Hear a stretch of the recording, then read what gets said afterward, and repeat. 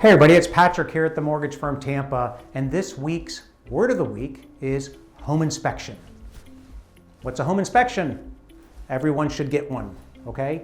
It is, you're gonna hire a home inspector to come and check out the house for you. They're gonna look at all the plugs in the house, the electrical, they're going to look at the roof, they're gonna go through the whole house and make sure everything's working. They're gonna give you a very, very large report. It's going to be filled with all kinds of useful information. Now, some of it's not useful. There's a lot of cosmetic things that need to be fixed in a house. Not real important. But what you're really concerned with is the non-cosmetic things. The major things, the electric, the roof, the air conditioning, the plumbing, all of those things that can get really, really expensive. So we don't require a home inspection.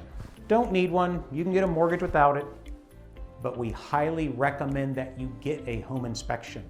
I've seen some really bad ones, and a lot of my clients will back out of the deal because of the home inspection. It's the best money you will ever spend getting a home inspection. So if you have any questions on that, give us a call. We recommend a few home inspectors out there, but your real estate agent will be your best resource for recommending a home inspector for you. Thanks so much.